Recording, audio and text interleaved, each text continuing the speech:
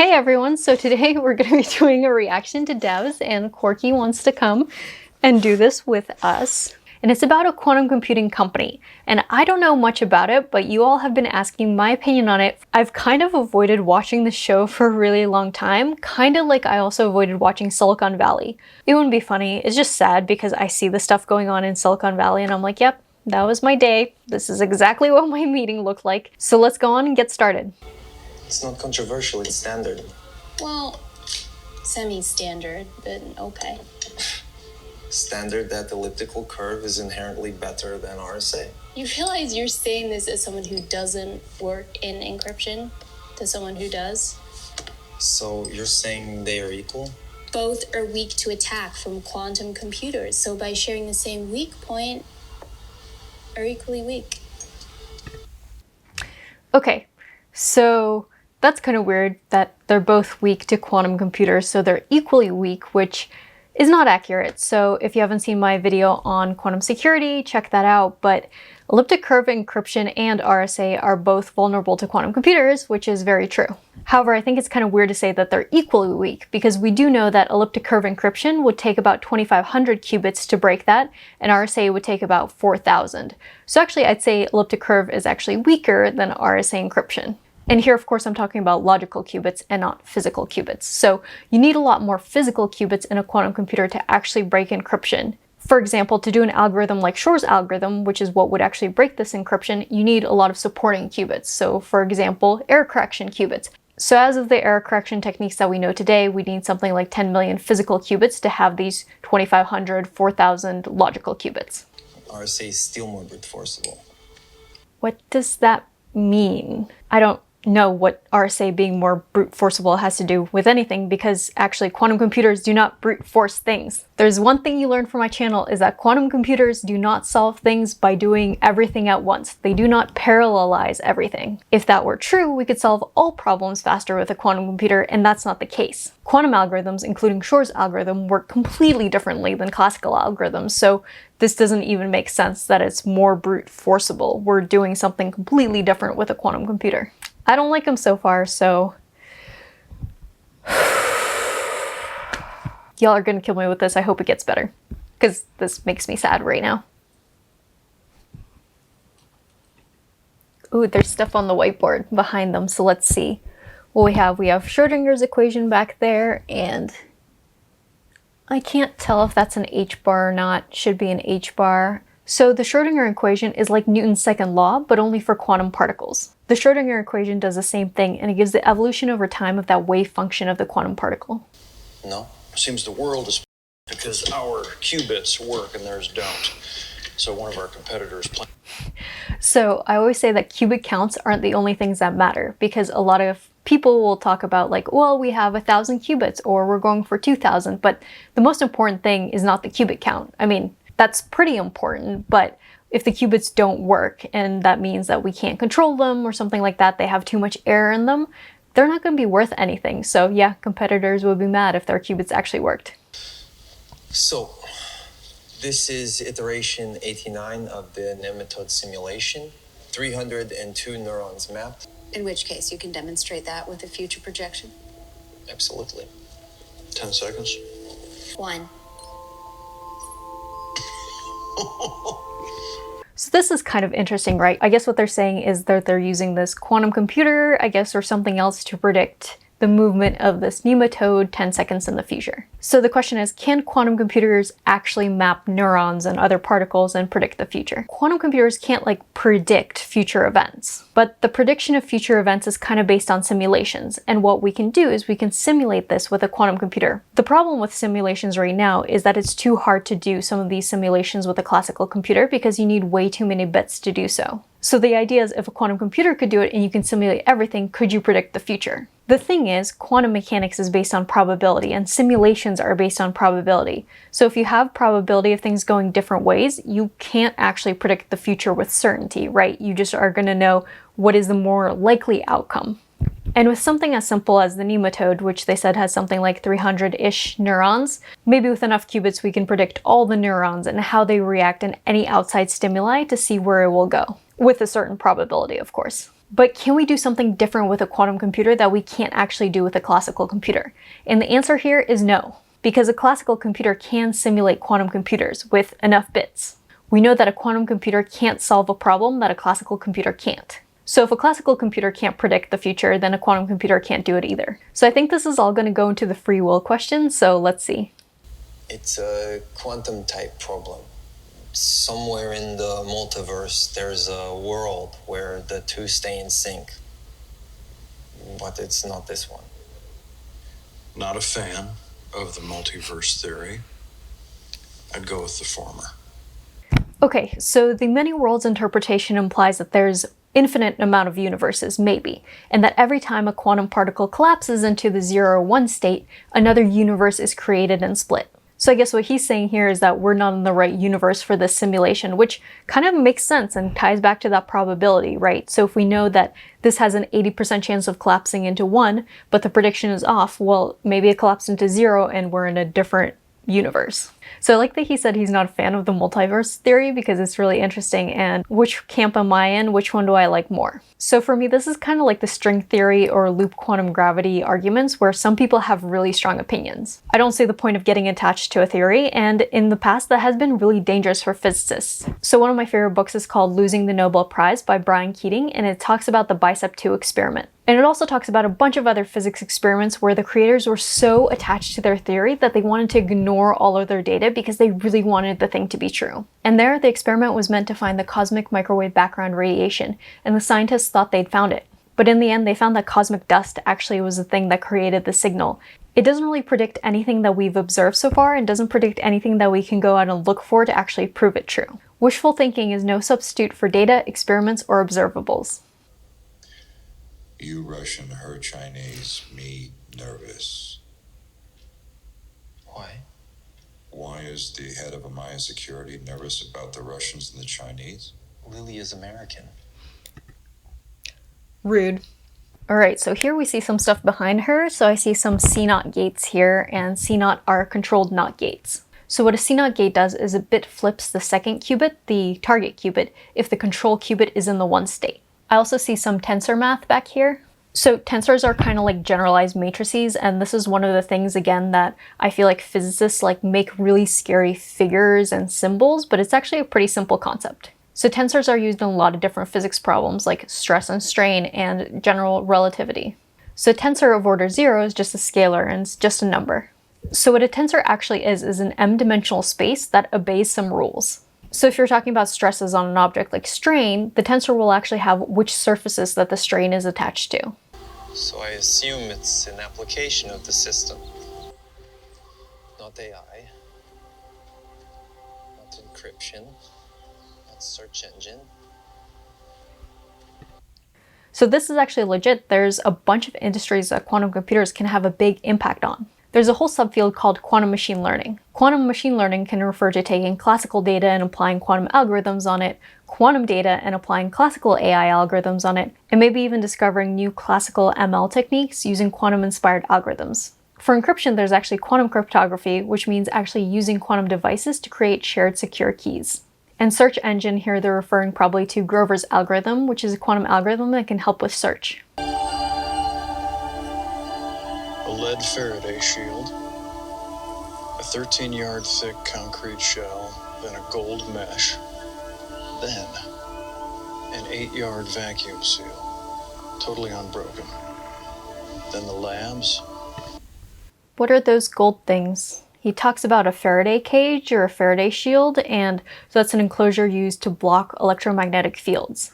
So a Faraday shield can be just like a layer of the material. So back in my day, we actually would put aluminum foil around our equipment to stop some of the extra maybe stray fields that we got. But it can also be a mesh, and I'm wondering, are those gold posts supposed to be it? But it's supposed to be lead on the inside, so let's see. So one of the ways quantum computers can be controlled is using RF pulses, radio frequency pulses. So yeah, what you want to do is protect the system from any sort of noise that could potentially affect the qubits, because they are very delicate. Qubits decohere really quickly, which means they lose their quantum information very quickly. So that's something we actually do, not, of course, this large and insane.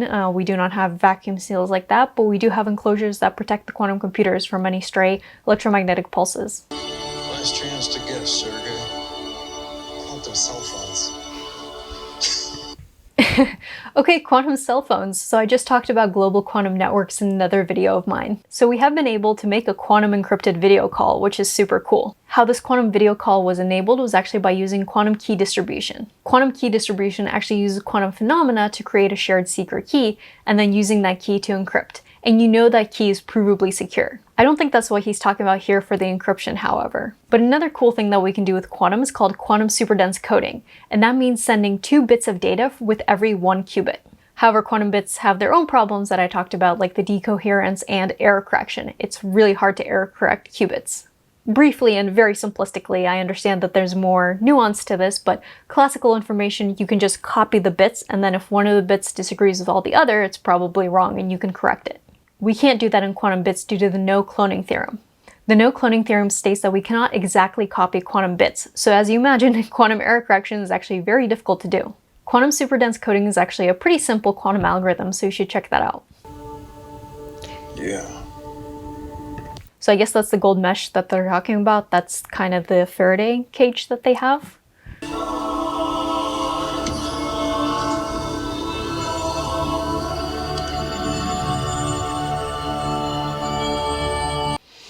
Okay, so that looks like the quantum computer, and it's that steampunk chandelier thingy that I talk about. So this is how it does kind of look on the inside, but that's not how it can work because it can't be in air. So the structure itself, that's not the actual quantum computer. It's just a supporting structure to help cool it down to low temperatures. The chip itself is in there and it's tiny. It's the size of a normal computer chip. Decoherence happens when a qubit is measured. But a measurement is not just you measuring the qubit, it is interactions from other particles. So as we cool particles down, they start slowing down. Temperature is the movement of atoms. So this helium, helium-3, helium-4 that we need to actually cool the insides, that needs to actually have an enclosure around it. So I don't know if anyone remembers the helium crisis, but actually a lot of quantum information labs had problems during this time because helium is also used in MRIs. And because those MRIs obviously had priority, sick people over the quantum computing experiments, sometimes it was actually really hard for the labs to get our hands on that helium. So it doesn't look like a real one, but someone did a great job finding cables and stuff that look like one. There's also quantum systems that look totally different from this, and actually I did research in my undergrad on quantum telecommunication research, and we used ultra-high vacuum systems that look kind of like this. We use neutral atoms like rubidium to actually send quantum information over longer distances.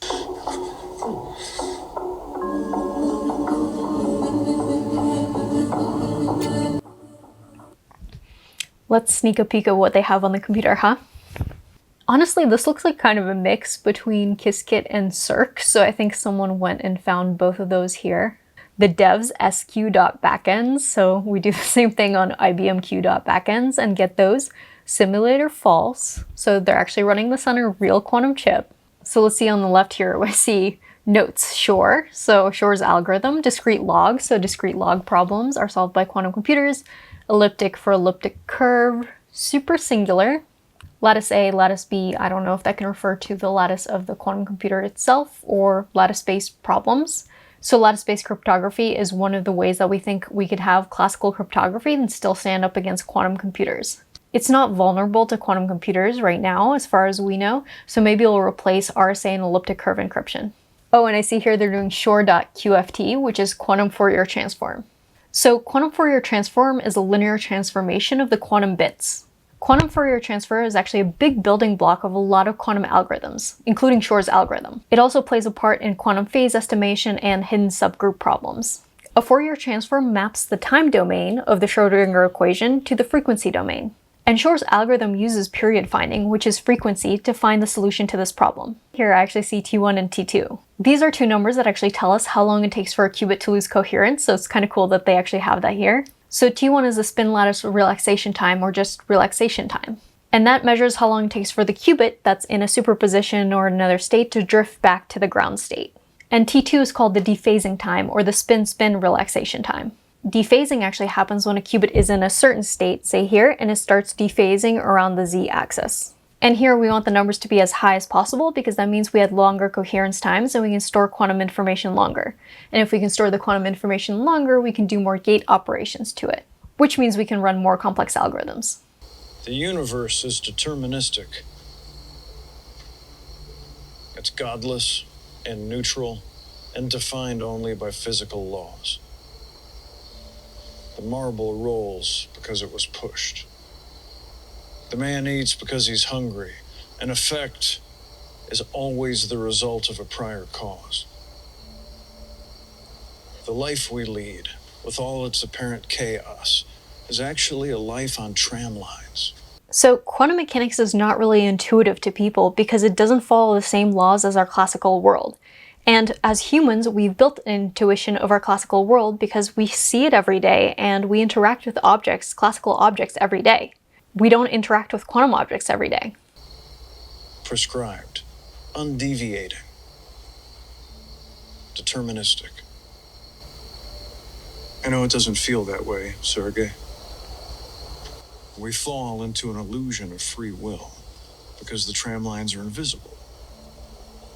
And we feel so certain about our subjective state, our feelings, our opinions, judgments, decisions.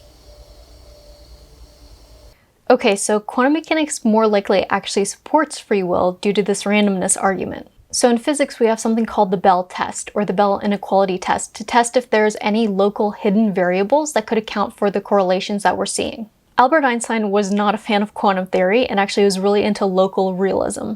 Local realism says that there are some other hidden local variables that account for the behavior of particles like this. So if there are actually local hidden variables, the Bell test will say that the results are constrained in a quantifiable way, in a way that's more in line with the rules like we have in classical physics. If we violate the Bell's inequalities, that means that we don't have hidden variables and that the particles are entangled. And let's really clear up here what entanglement means. It doesn't mean that the particles have to be correlated in some way. It means that the particles can't be described simply as their own state. It's that they're described by the state of another as well, and you can't separate those two states out. However, people have thought of a lot of problems like loopholes in this experiment, which would mean that maybe there are actually still hidden variables. And a lot of experiments since that time have been spent trying to figure out how to close all these loopholes. So we take two entangled photons and we send them in opposite directions, and you measure one of them and I measure the other. We choose the orientation or the basis that we want to measure it in, and we choose it randomly. So maybe small bits of information bias the experiment in ways that we don't think. In 2016, and yes, we've been doing Bell tests even to this day, over 100,000 people participated in this experiment to close the freedom of choice loophole. And what these volunteers did was create random bit sequences that were used for these Bell experiments in different labs all over the world. So this experiment said if we have 100,000 people, free minds, independent of each other, creating these random bits, that way we can guarantee independence of these chosen random bits. I'll actually link this experiment down below. It's super cool. You should read more about it. But if we live in a deterministic universe, then those decisions can only have been the result of something prior. At the end of the day, cause and effect.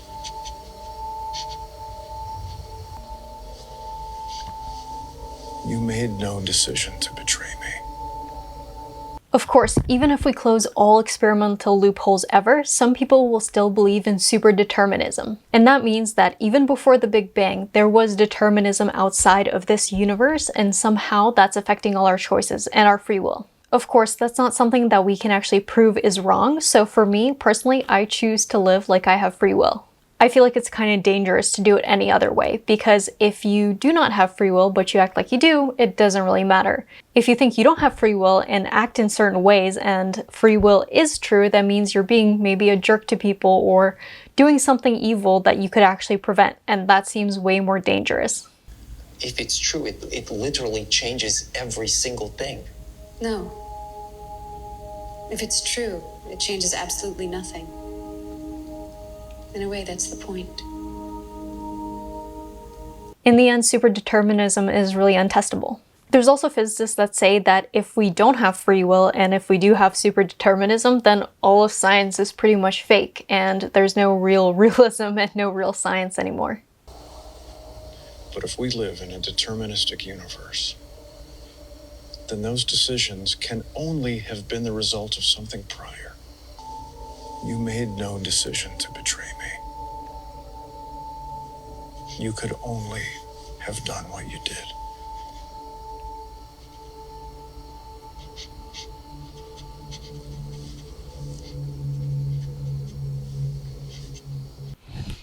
And superdeterminists don't believe there's any genuine chance in the universe, so that's also hard to prove incorrect, right? Sudoku. You hate Sudoku. I actually love Sudoku. It's one of the best things to do when I'm on an airplane and I've taken a nap and my brain is not functioning. I'll play like 3 or 4 games of Sudoku to just get like my brain working again, and it's fantastic. Love it.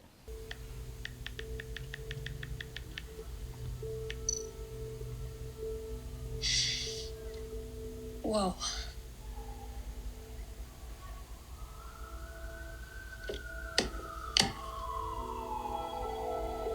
So if she's an encryption specialist at this company, she could probably go and get that quantum computer and actually use it to break encryption. I mean, if that quantum computer is that powerful that it can actually predict all of everything happening in the future and there's no free will, bet you could actually break that encryption on the phone. So I hope that the plot of this is that she's going to go in and actually get access to that quantum computer and decrypt it. So that was actually pretty interesting. I actually did not hate the show as much as I thought I would.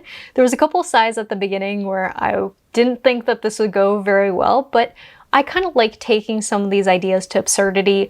I can accept, you know, maybe this is a universe where we decided superdeterminism is what's happening and there's no free will, and let's take that from there. So I can enjoy things like that. Let me know if you've seen Dev's episodes 2 and up, if there's any other new quantum topics, because I would love to react to those if there's something interesting in there. But if it's the same thing over and over, I don't want to repeat the same thing over and over in a video. You all will get bored. So if you like this video, hit the like button and subscribe for more videos on quantum computing, tech, and coding. Hi. You wanna?